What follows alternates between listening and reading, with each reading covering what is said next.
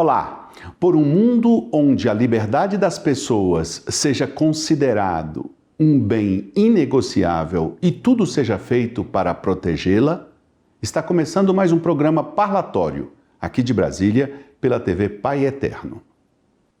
O senhor vai querer CPF na nota? Esta é uma pergunta que se ouve no cafezinho, no supermercado e em outros lugares onde se estabelecem relações de comércio. E esta pergunta é apenas um exemplo de captação de dados pessoais no mundo de hoje. Essas informações pessoais são dados importantes que acabam indo parar em banco de cadastros que são levados para ambientes que nem têm muito a ver com o pedido original da informação. Numa palavra, estamos expostos e precisamos de proteção. No programa de hoje, vamos conversar com o Dr. Hugo Sarubi Cisneiros, assessor jurídico da CNBB, sobre a Lei Geral de Proteção de Dados, recentemente sancionada.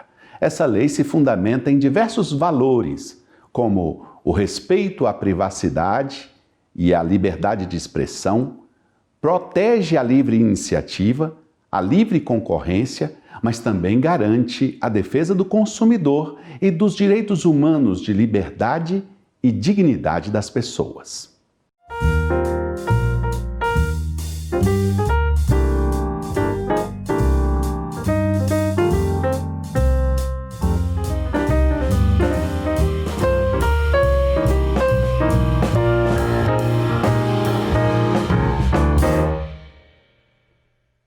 O advogado Hugo José Sarubi Cisneiros Oliveira é graduado pela Universidade Federal do Pernambuco, pós-graduado no curso de MBA Executivo pelo IBMEC, atendeu ao programa de doutorado da Universidade Espanhola de Salamanca, concluiu o curso de formação em inteligência pela Escola da Agência Brasileira de Inteligência, é assessor jurídico da Nunciatura Apostólica do Brasil, da CNBB, da Conferência dos Religiosos, da Associação Nacional de Educação Católica do Brasil, de dezenas de dioceses, institutos religiosos e de entidades sem finalidade de lucro.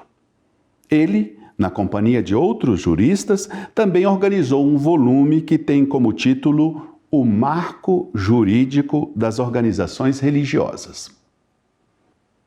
Dr. Hugo, seja bem-vindo. É um prazer enorme receber o senhor aqui no programa parlatório da TV Pai Eterno.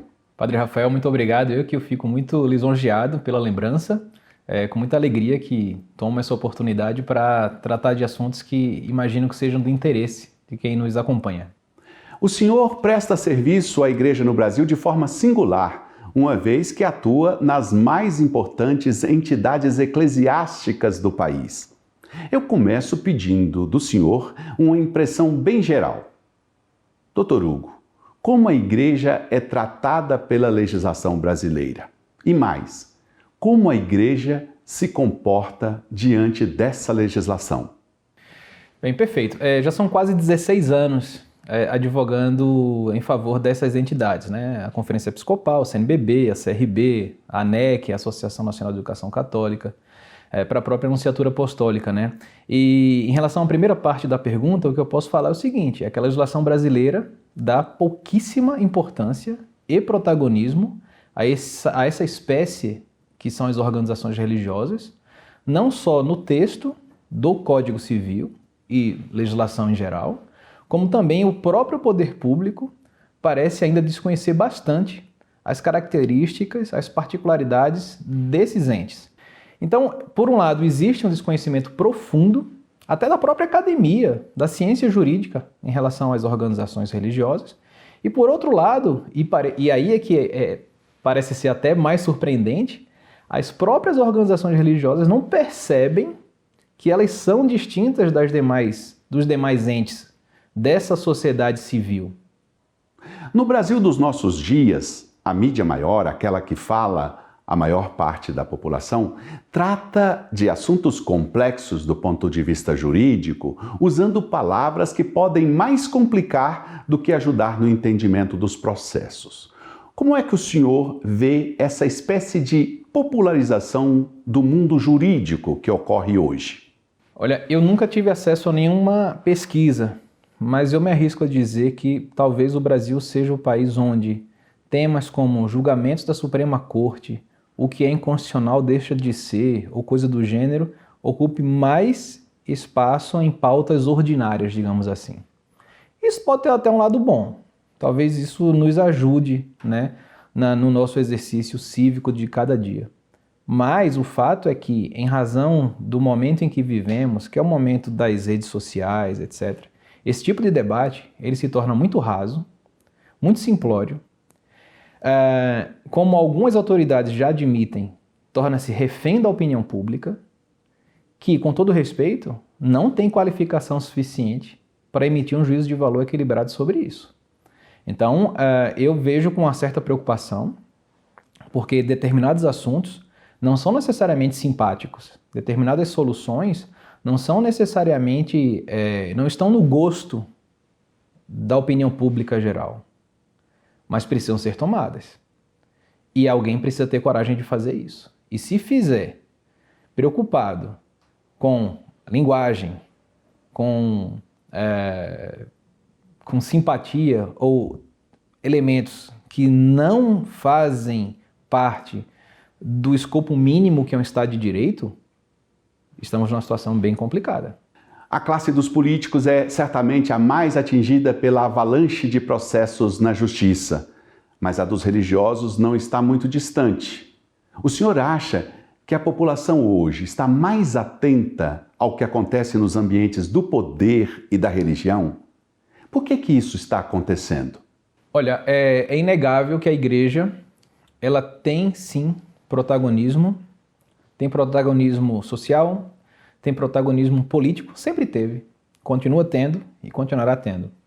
Então eu vejo com muita naturalidade a população, o cidadão comum, digamos assim, se sentir hoje mais à vontade a querer saber, a querer uma satisfação um pouco mais clara, a querer se aprofundar em determinadas informações, uma espécie de uma prestação de contas social, que todos têm que tomar.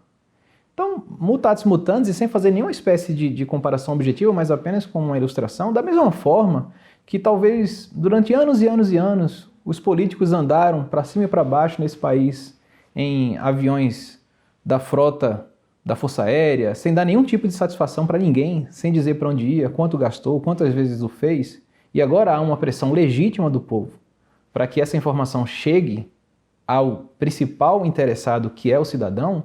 Eu acredito que o sacerdote, em razão de também cumprir uma função que transcende, né, o seu mero papel, que não é mero no sentido de simplório ou simples, mero no sentido de objetivamente único de ser o sacerdote, ele também tem funções que vão além disso, porque nós sabemos, a igreja ela exerce um profundo protagonismo em questões de interesse público, de interesse coletivo, de interesse difuso,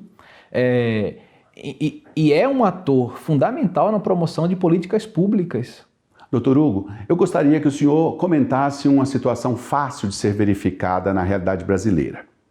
Um personagem conhecido é exposto à opinião pública com uma série de suspeitas sobre sua conduta moral. Isso acontece com personagens do mundo dos políticos, das religiões, das empresas e também do terceiro setor. Depois dessa exposição toda, tem início um processo de investigação do Ministério Público e depois a Justiça se manifesta. Em alguns desses casos, doutor Hugo, as suspeitas iniciais não se comprovam. A mídia trata o início com todo o barulho que pode fazer e não dá o mesmo espaço e nem tem o mesmo interesse para o esclarecimento final. O senhor não acha que isso compromete a formação da opinião das pessoas em relação a esses casos? A gente vive a era do conhecimento, a era da informação. A gente vive, até no direito se estuda muito isso, a era do discurso. Isso nos leva a questões, inclusive, até filosóficas, né? Da pós-verdade, né? misturada com o que hoje se tornou popular e é terrível, que é a fake news, né? A versão que vale é a versão que fica, não necessariamente a verdadeira. E isso se dá numa velocidade que é infinitamente maior, muito mais rápida do que a velocidade que o aparato estatal tem para lidar com isso.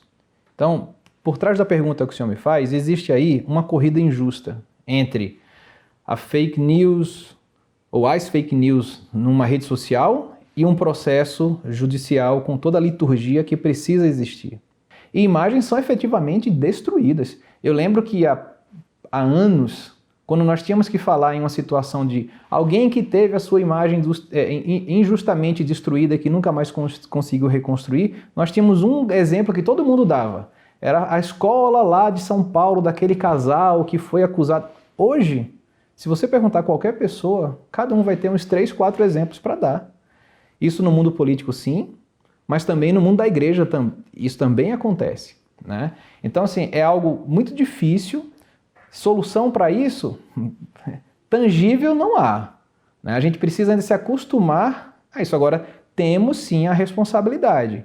A opinião pública tem responsabilidade, os meios de comunicação têm muita responsabilidade, as autoridades têm muita responsabilidade. É muito difícil hoje a gente falar de determinados assuntos porque a gente fica taxado, né? Ah, você é isso ou aquilo. Mas, por exemplo, a questão do abuso de autoridade é um assunto seríssimo que precisa ser enfrentado. Nem tanto ao mar, nem tanto à terra. Mas que é um assunto que precisa ser enfrentado, precisa sim.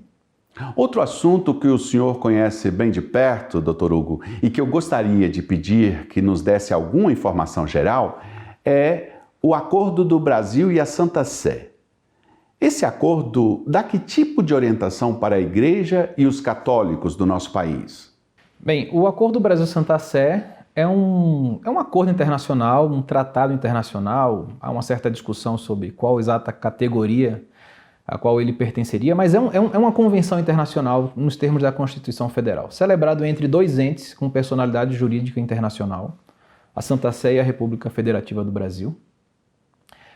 Como qualquer acordo internacional no Brasil, ele é aprovado pelo Congresso, ele é assinado inicialmente pelo Presidente da República, passa pelo Congresso Nacional, depois ele é promulgado, ganha o número de um decreto. Então nós temos aqui o Decreto 7.107.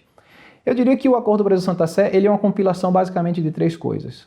Normas jurídicas que antes estavam de forma esparsa pela legislação, alguma coisa do Código Civil, alguma coisa de norma tributária, alguma coisa de norma constitucional, a consolidação de algumas concepções doutrinárias que não constavam de lei alguma e também algumas jurisprudências que também já eram absolutamente pacificadas, mas que não constavam de uma lei específica. Então nós temos uma norma, é uma lei entre aspas, porque tecnicamente estamos falando de um decreto, mas tem força de lei ordinária, é absolutamente vigente, eficaz, é válida, já está aí já há muitos anos, desde 2010, né?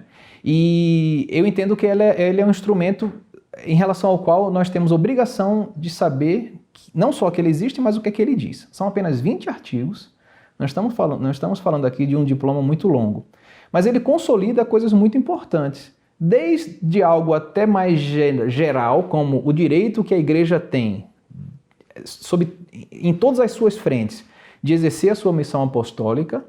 Isso tem a ver com liberdade religiosa, liberdade de crença, liberdade de manifestação, como questões mais específicas, como a imunidade tributária, a questão do direito ao atendimento de uma pessoa interna, seja no hospital ou num presídio, questões referentes ao ensino religioso de matrícula facultativa, inclusive em escolas públicas, questões referentes a visto, a questão da inexistência da relação trabalhista entre religiosos e suas respectivas organizações. Então, assim, mais uma vez, é um instrumento riquíssimo, pouco estudado, pouco enfrentado, diga-se de passagem, inclusive nas instituições de ensino superior católicas, eu diria que é uma negligência, desculpe, mas é lamentável, né? Isso não ganhar mais espaço. Espero que um dia ganhe e que está aí à disposição. Doutor Hugo, o senhor organizou um livro que tem o título Marco Jurídico sobre Organizações Religiosas. É um trabalho que serve apenas para a Igreja Católica? O Marco Jurídico das Organizações Religiosas é uma obra coletiva, né? Eu coordeno essa obra, tive a honra de escrevê-lo junto com mais 6 sócios lá do escritório. É fruto dessa experiência de mais de 15 anos, né, advogando em favor desse tipo de entidade. E não, ela é uma obra que vai para além das fronteiras da Igreja Católica Apostólica Romana, porque, sobretudo, essa obra consolida aqueles princípios que dizem respeito às prerrogativas, às liberdades de toda e qualquer organização religiosa no Brasil. Doutor Hugo, a conversa está boa, mas eu preciso agora chamar um intervalo. E daqui a pouco nós continuamos o nosso papo. Depois do intervalo, nós vamos voltar para continuar essa interessante conversa com o Dr. Hugo Cisneiros, assessor jurídico da CNBB. Até já!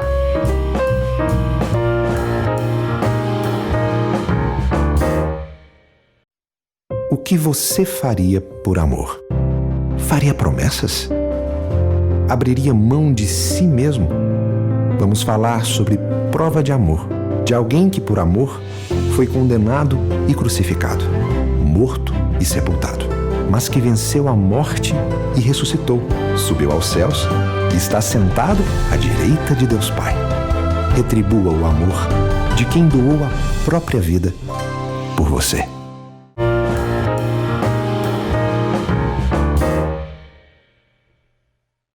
Voltamos com o programa Parlatório. Hoje, um programa especial, nós estamos conversando com o Dr. Hugo Cisneiros, ele é assessor jurídico da CNBB.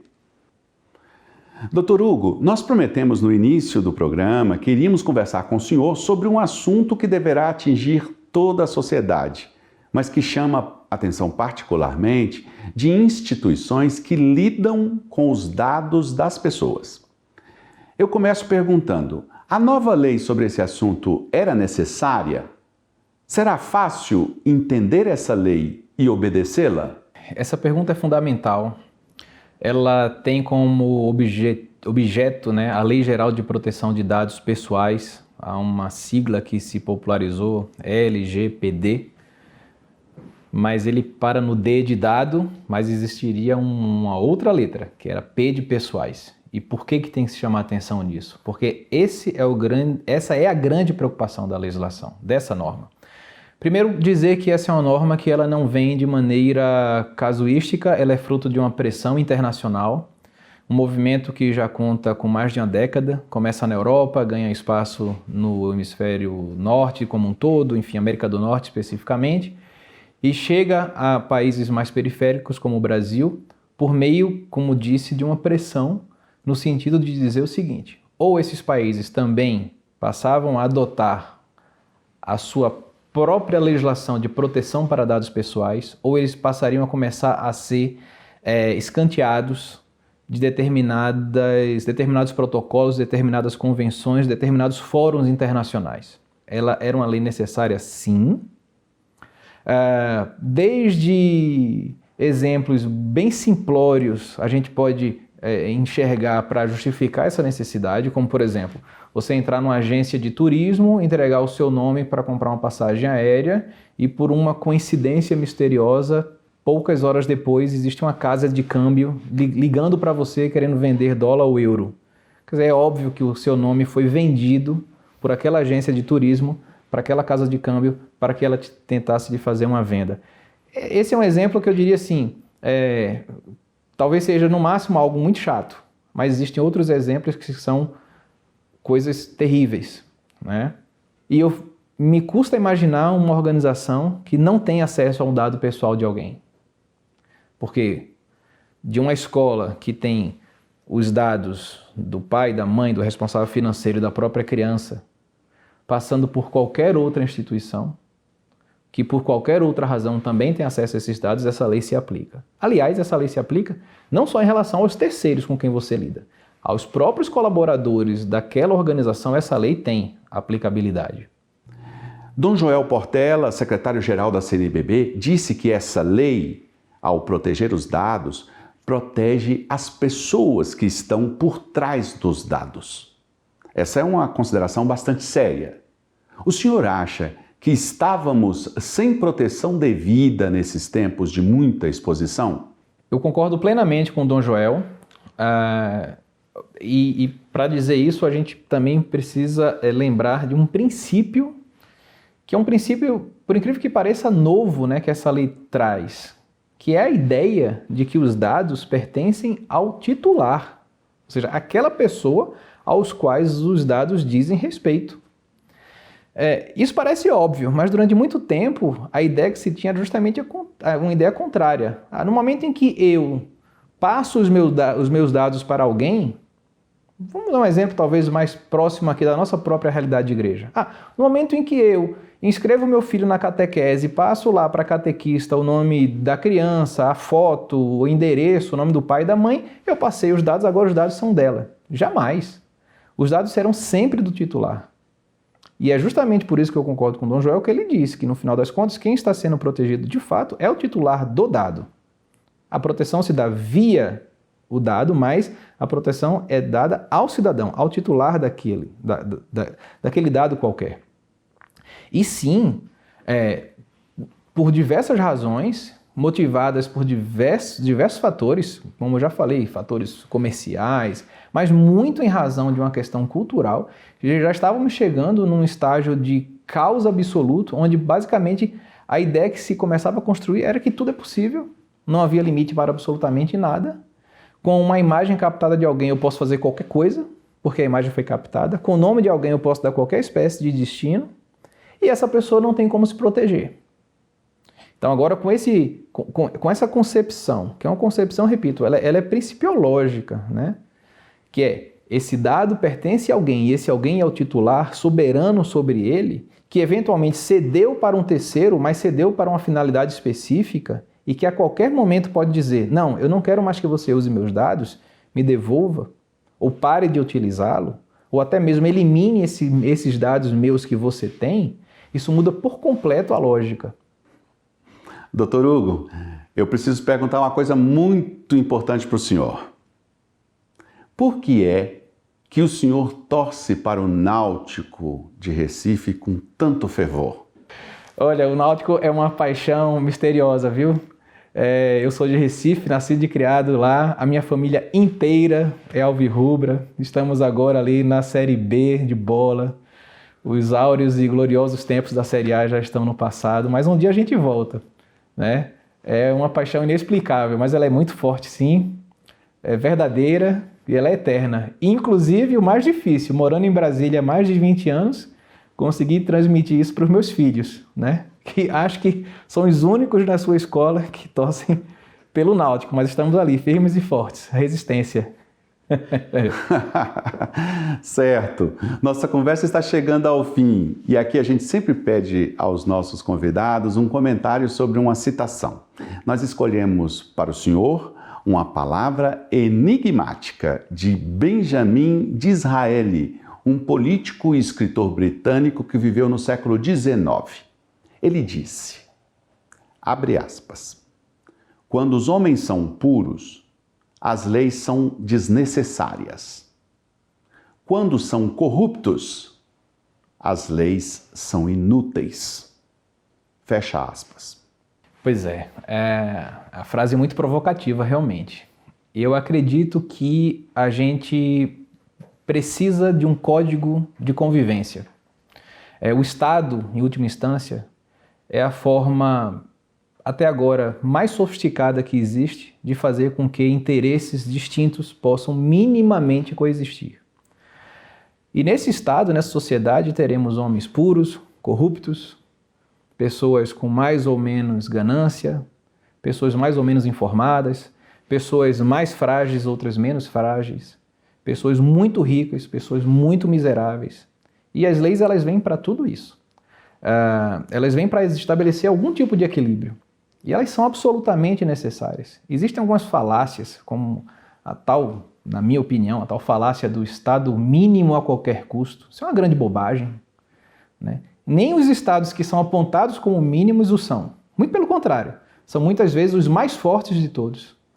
Justamente para poder garantir essa convivência, esse reequilíbrio na sociedade que é naturalmente desequilibrada. Dr. Hugo, muitíssimo obrigado pela sua presença aqui no programa. Eu que agradeço bastante, espero uma próxima oportunidade e fiquem com Deus. Até a próxima, então. Eu agradeço também a você que nos acompanhou hoje. Muito obrigado. Até o próximo programa.